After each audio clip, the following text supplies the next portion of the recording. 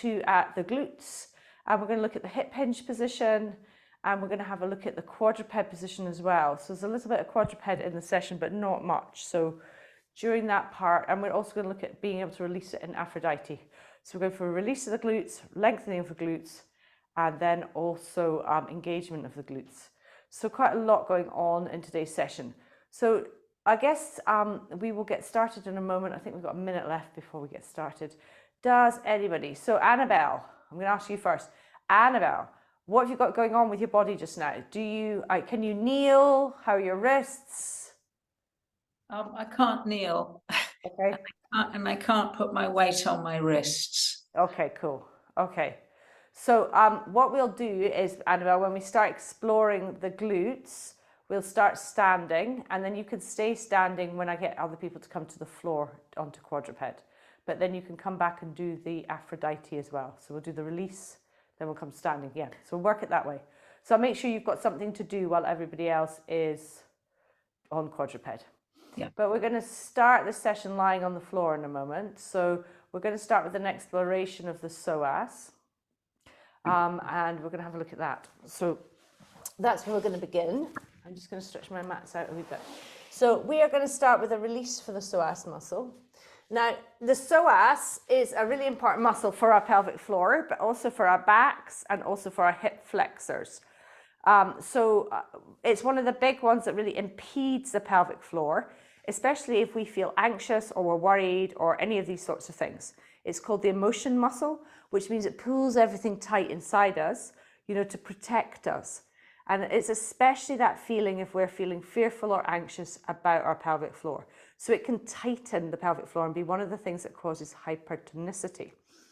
So one of the parts of it, the psoas, it comes from T10, T12, which is where your bra strap is roughly.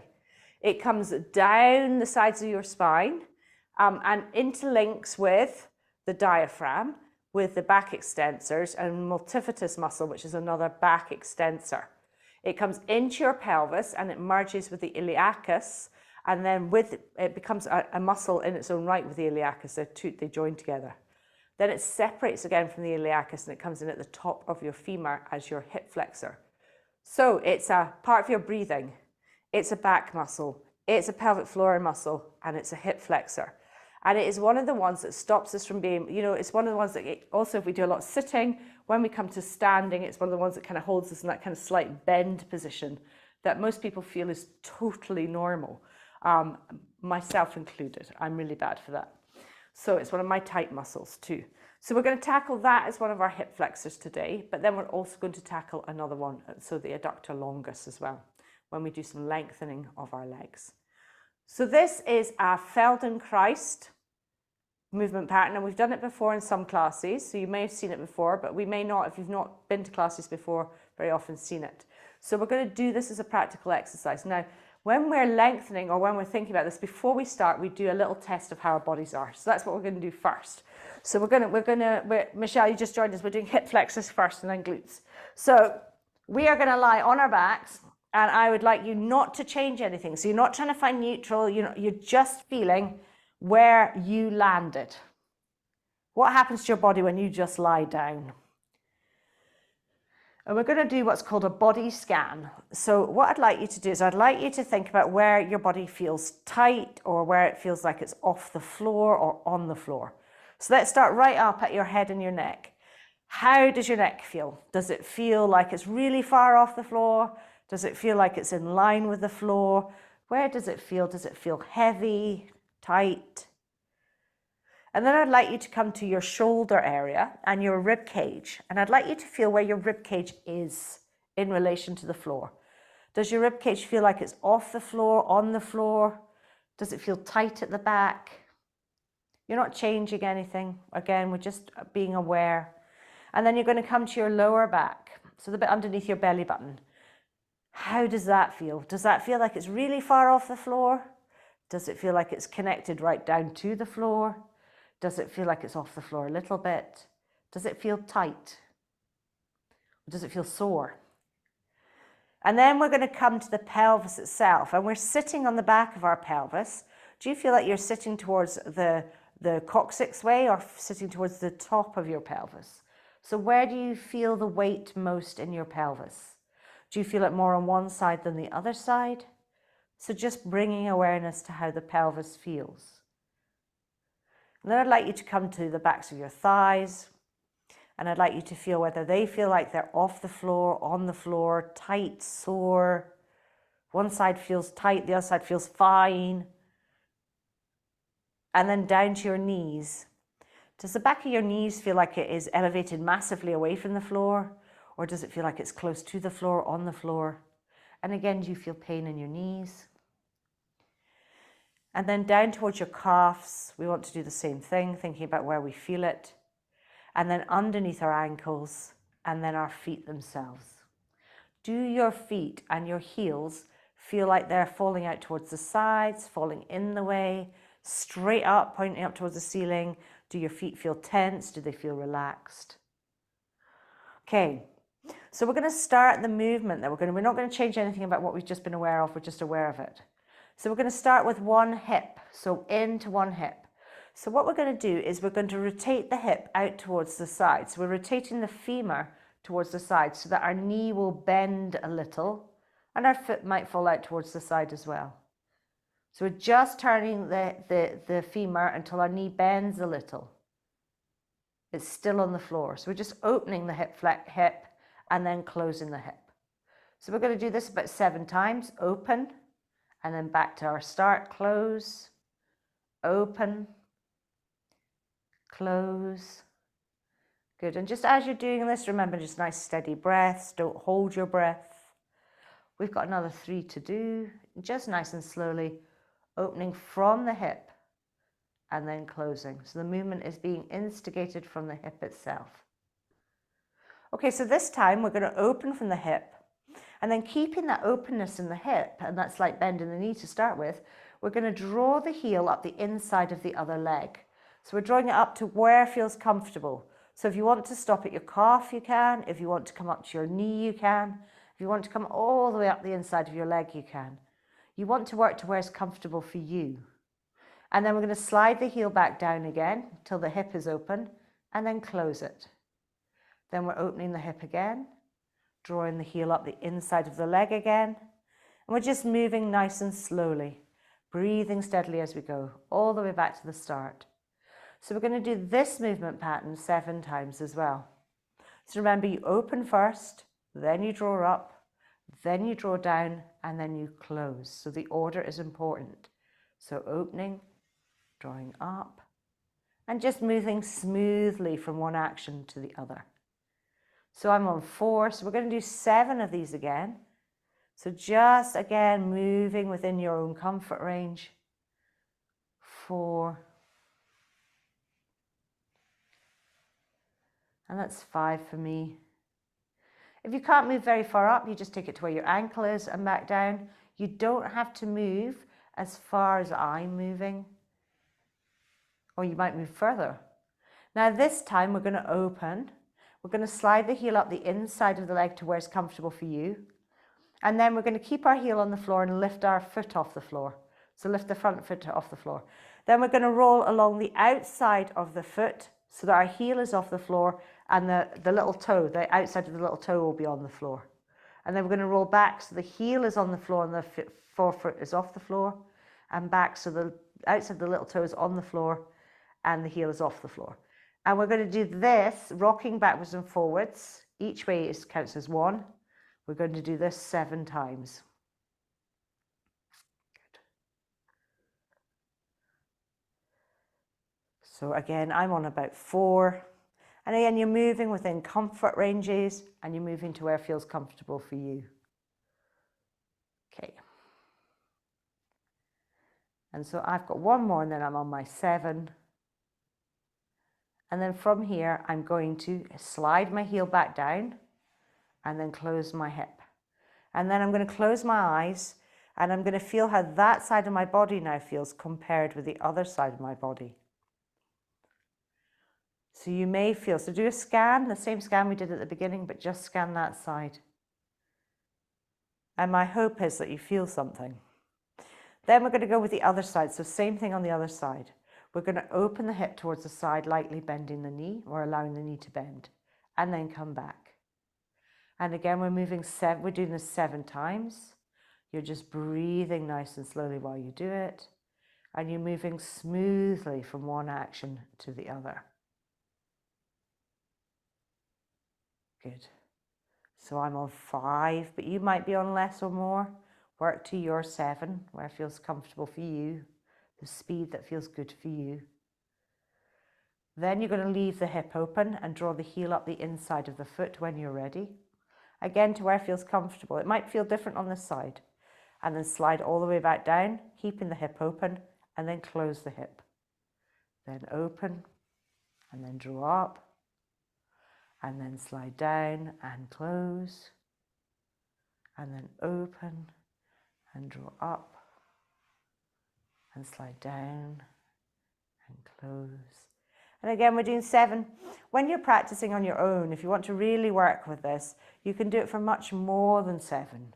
But always making sure the ratio stays the same between the 3 parts of this exercise. So 7, 7, and 7, or 9, 9, 9, whatever you want to do. So again, I'm on 5 now, but you may be on less or more. We want to move as slowly as possible though. So I've got 1 more before I do that drawing up and holding. So then I'm going to open again, draw up, and this time pause.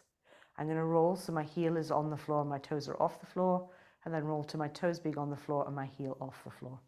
And again, I'm going to do this rotation backwards and forwards 7 times. Great. Now everybody will be different where their bodies are, and everything is perfect like that. Okay. So I've got another 3 to go. And 2. And for me, that's 1. And then I'm going to slide my leg back down and then close the hip.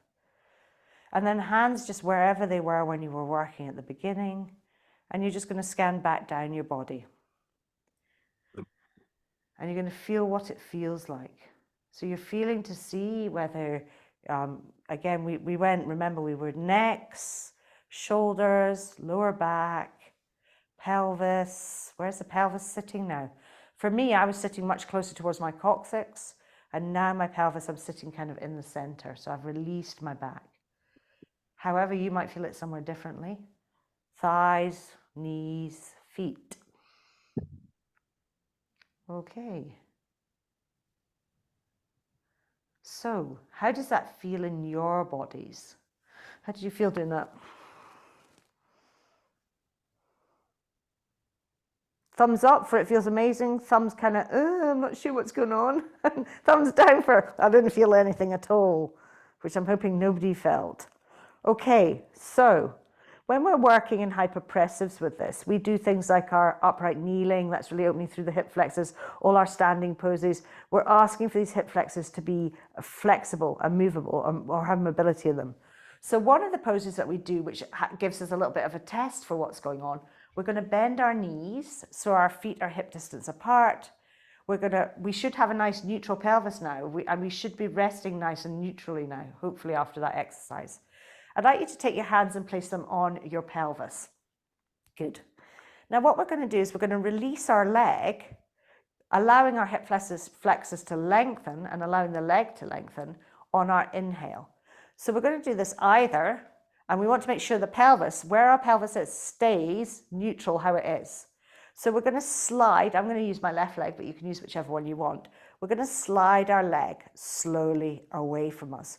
Now, the minute you start to feel your pelvis starting to either drop one way, or you feel it starting to grip, so really grip, you'll feel engagement in your abdominals, that's natural. But what I mean is you don't want to feel like you're actually taking your pelvis with your leg. We want your leg to be operating separately from your pelvis. So when you're ready, in your own time, because this is really an exploration, as slowly as you can, you're going to inhale. And as you inhale, you're going to slide your legs slowly away from your body. And then when you're ready to exhale, you're going to draw it slowly back in again, keeping our pelvis where it is. So we're operating and using our hip flexors to release on the inhale and then draw back on the exhale. So we want to be hyper aware for this session about our pelvis, our back, everything staying neutral, quite relaxed. The inhale is about releasing, so inhaling and releasing this leg. The exhale is drawing it back in again. Good. So the minute you start to feel any tension or any, I want to pull my pelvis, pause for a moment, take another exhale and then inhale again. As you inhale again, just really feel that wanting to melt this connection away. It should feel nice and warm now after the work we just did. And then exhale is a drawing back into the center. So the hip flexor is shortening. Good. Or all your hip flexors should be. So as we draw in as well, as you draw in on your exhale, you should hopefully feel not just the hip flexor drawing in, but you should also feel the obliques on the other side pulling up. So we can feel like our oblique is pulling our leg in and our oblique is allowing us to let go. So we have this beautiful line that goes from your hip flexors through your pelvis into your rib cage. So keeping our rib cage neutral, we're just allowing these muscles and fascia connections to inhale and lengthen, and exhale and draw in. Okay, try the other leg. So you're going to do the same thing on the other leg. At the end of this one, you're going to do an apnea breath. So again, being aware of your pelvis, sliding the leg away slowly. Inhale. It doesn't have to go fully long. We're just working with mobilizing this hip flexor.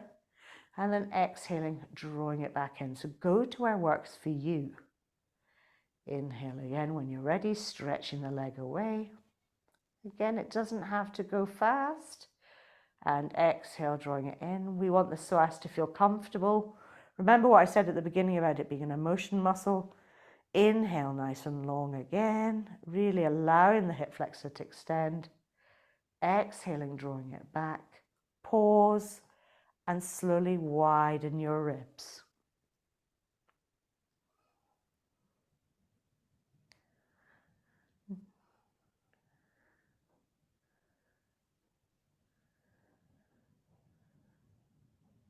So this is especially important for those who hold these hip flexors tight, but this is also for those who do this rib gripping or this feeling of tension up at the top.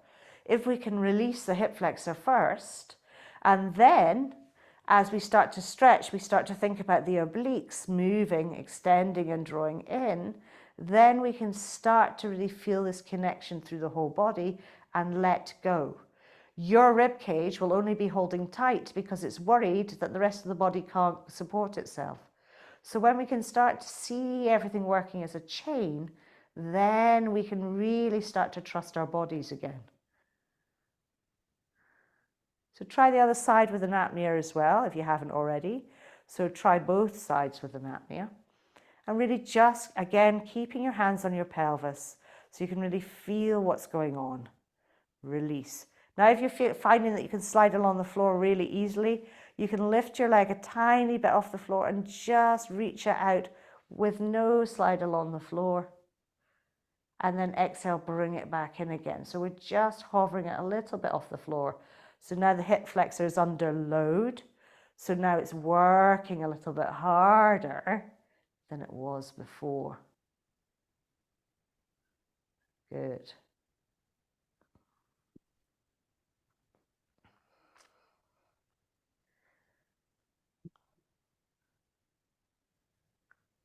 So as slowly as you can. The hip flexor, the psoas, the big one that we use, is it responds to slow, being moved slowly. It responds to gentleness. Anything that we do that we rush too much, then the psoas will immediately go into its kind of defense state. Which is why this kind of careful relaxation of it and movement of it is really important for our bodies.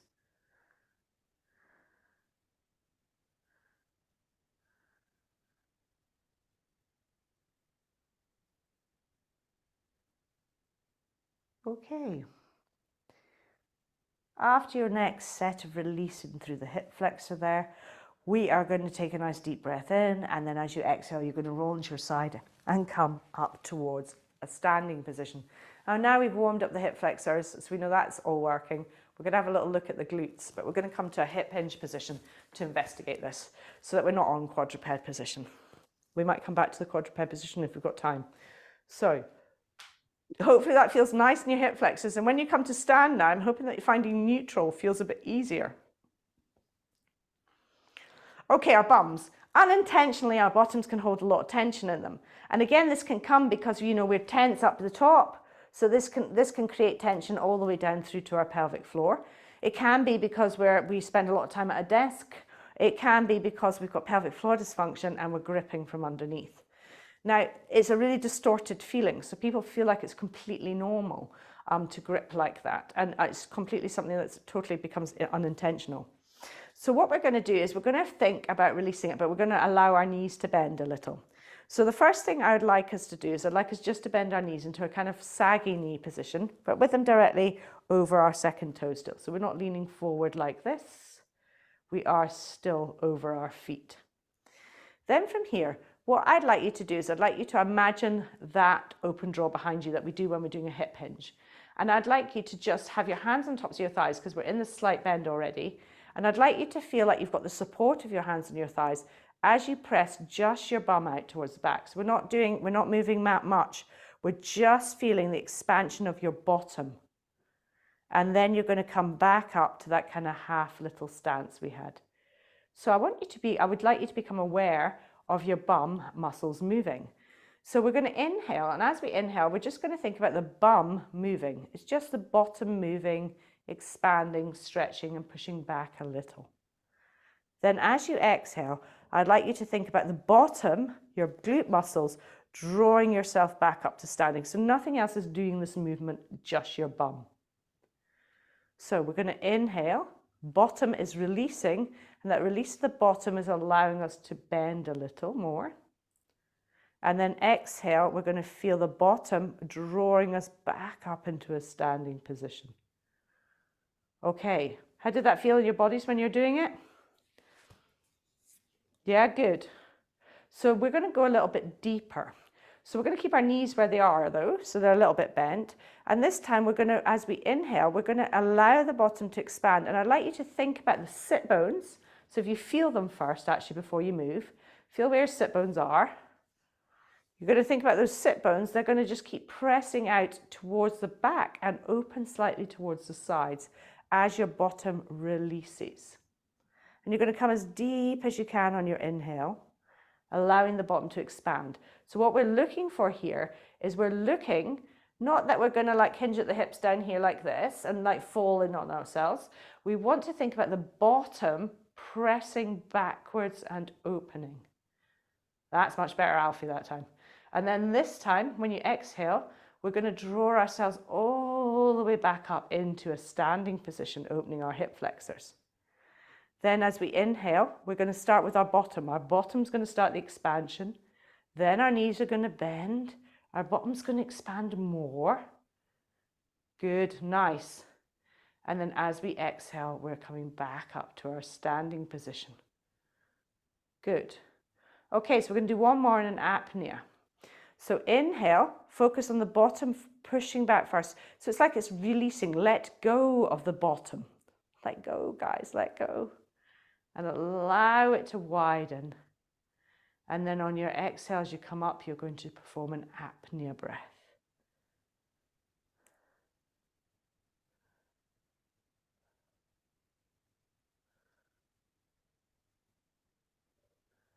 Good. So that expansion of the bottom muscles is really important. And oftentimes when we do it in class and we come into a hip hinge position, I say, you know, we're in our upright position, but quite often a lot of people will be already holding tension here.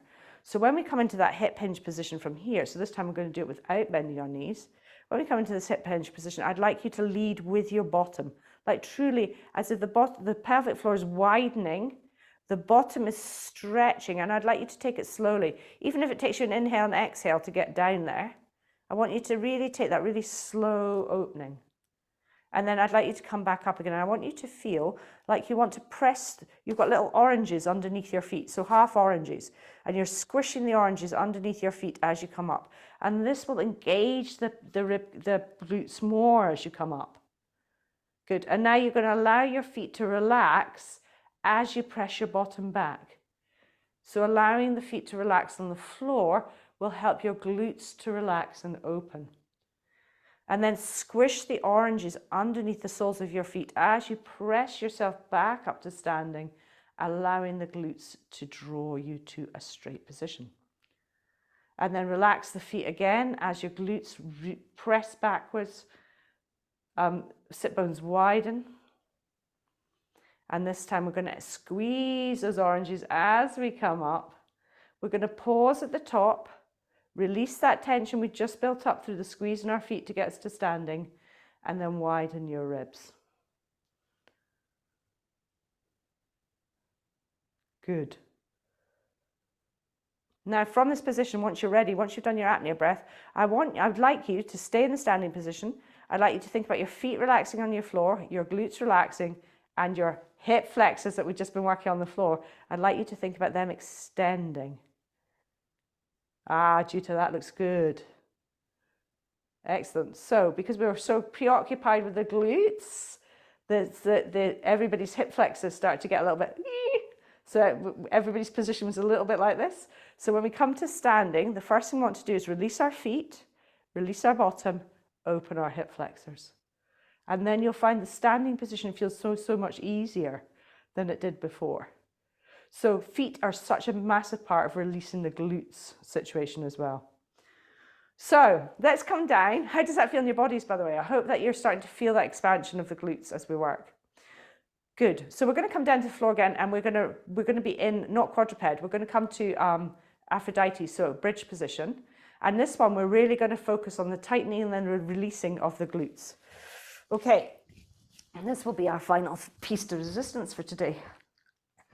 We don't have enough time. I should do much longer classes, like 5 hours.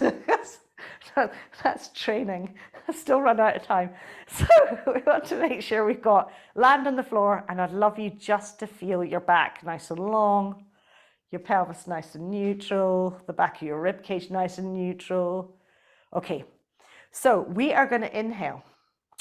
As we exhale, I'd like you just to tilt your pelvis back a little and press your knees over your feet in the front. So it's as if your pelvis is gliding up into your bridge position. We're going to hold the bridge position here. Now, you can be wherever you want below the line, but we're not coming above the line here. So we've got knees, hips, shoulders. You can totally be below it if you need to. Now, I'd like you, first of all, once you're here, to feel your feet evenly weighted. Really press your feet, your knees over your toes. And I'd like you then to feel just where your hip flexors are. So in your pelvis here at the front, I'd like you to just allow your hip flexors to release. So think about them widening and lengthening. Okay, so now, as we inhale, I would like you to allow the hip flexors just to draw in a little as your glutes release. So I've released my glutes, so everything is fallen in a bit, almost like I'm doing a little hip hinge.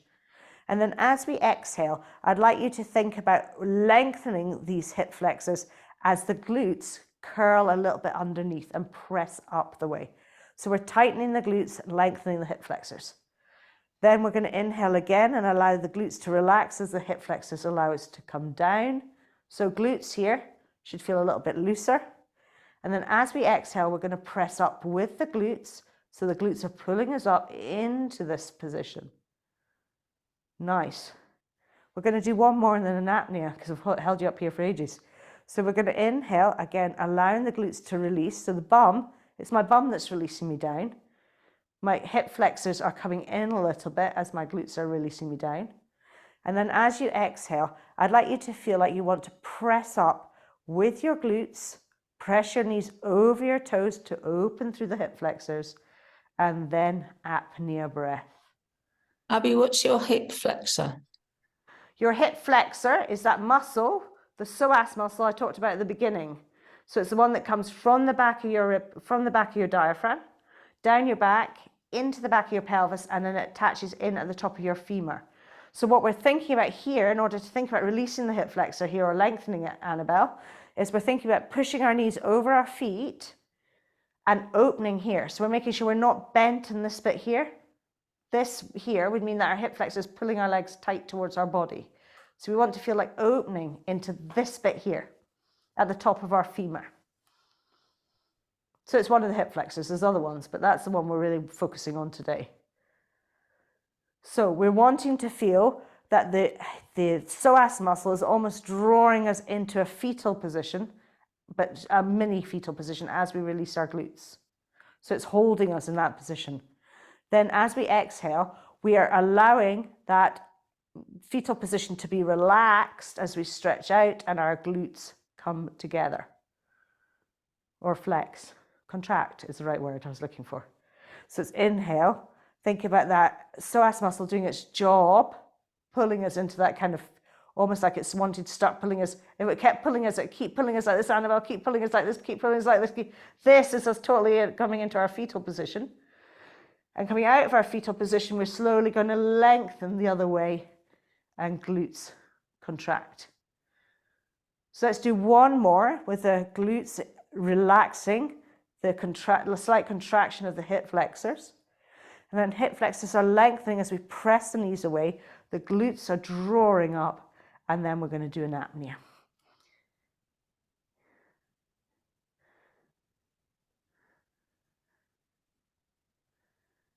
That's it, Annabelle. That's good.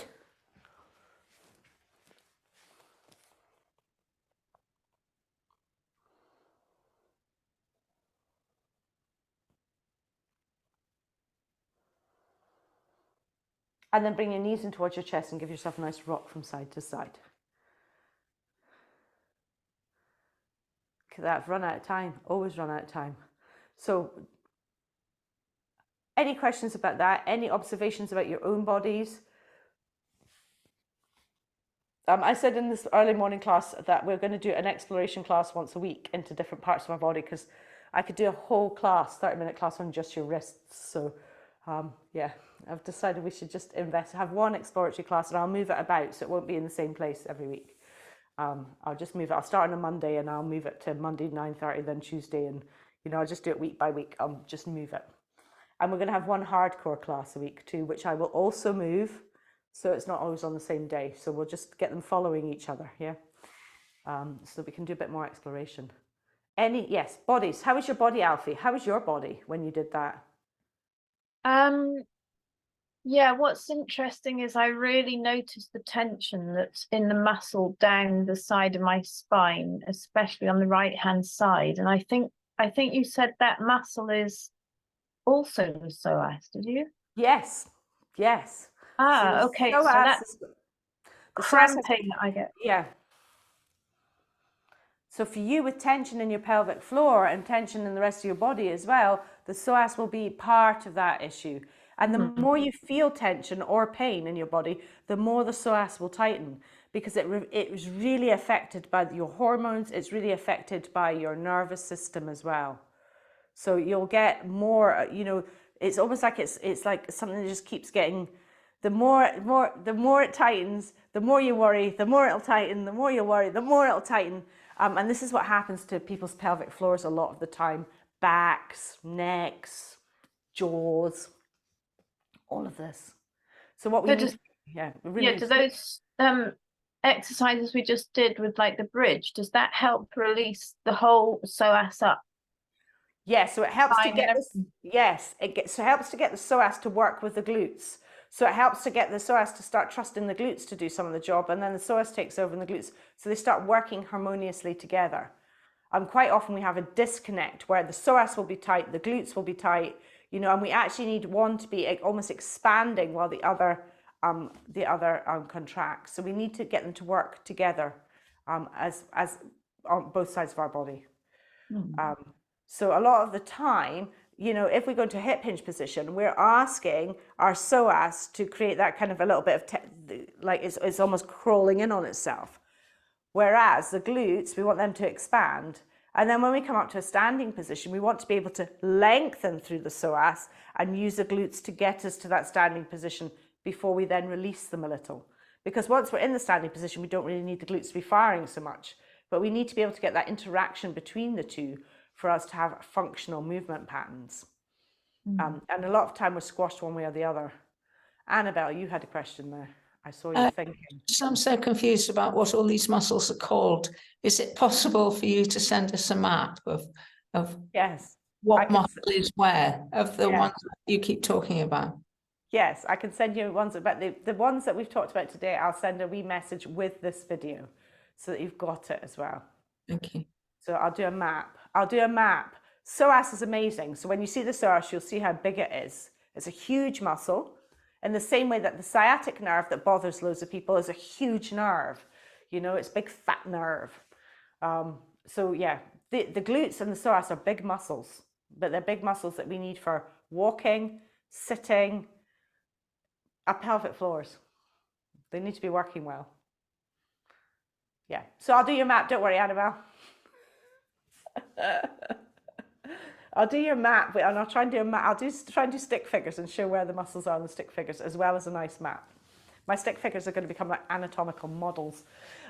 So, any other questions about how that felt? How did it feel in your body? Hannah, how did it feel in your body? Good, good. Michelle? I just realised I wasn't muted throughout that. So as I flipped my camera around, it might have messed up your recording. Sorry. No, don't worry. At least I didn't have the dog in here this time. So sorry about that. So no, it's yeah, okay. I didn't mute anybody, so I could hear if people were yelping or not. yeah, no, it's all good. Right. So mine actually question comes from this morning, from when we were doing bear. Yes. I have a real issue anytime I'm inverted now. I haven't had a cold for absolutely ages, but every time I go with my bum higher than my head, I get a massive rush of pain in my sinuses. And I've even felt it with doing some of the stuff now. I don't know what to do about it. I've been feeling this for months and I haven't been poorly. I've had no congestion. I don't have hay fever. I've never had anything. Is that anything you know about or could help with? That's not that I know about yet, but somebody else said it to me last night in the class with Moonrise. So I'm going to write a note now. I'm going to go away and have a wee investigation. There is a real clear connection between the back of the throat and just the whole way down your body to your big toes. So I suspect that it's something to do with that chain.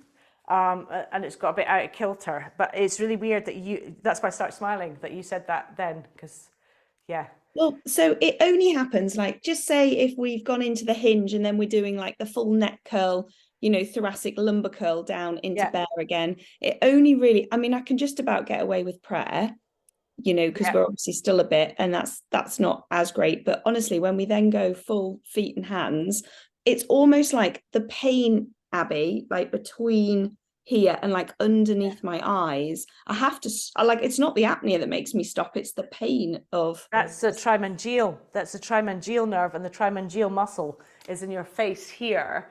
Okay. And that's the one that craniosacral therapists believe has a massive connection to your pudendal nerve.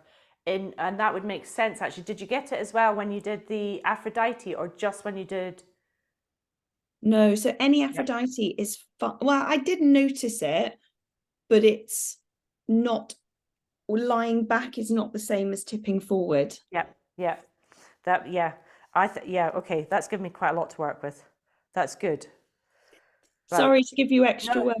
No, it's fine, because it's really strange, because these questions always seem to follow them from different people, and then suddenly I'm like down a rabbit hole of how, and also because there's lots of people having stuff post-COVID stuff to do with smell and breath, you know, so it's quite good for me with the questions I get about COVID recovery. So I will leave it with me till after the weekend, Michelle, and I will definitely get back to you on Monday, if not in the newsletter. I might do a bit. I might pretend I can write blogs and write a bit in our newsletter, you know, that only stays with us. Good. You need to share it. You have so much great knowledge to share. Yes. The new website, I've scrapped the boy doing my new website. I'm doing it myself. So it's almost done, because it's me doing it and not somebody else that I've paid it's on his back burner for like 2 years. So I did it on the train up from London. So I was there. So what we do, maybe have a blog post there, and you can all have special topic areas you want me to discuss. So I hope that felt good in your bodies, though. Apart from that, Michelle, and I will get to the bottom of that, and I will report back to everybody and yourself. You first, then everybody else. Jutta, how did it feel for you today? Good.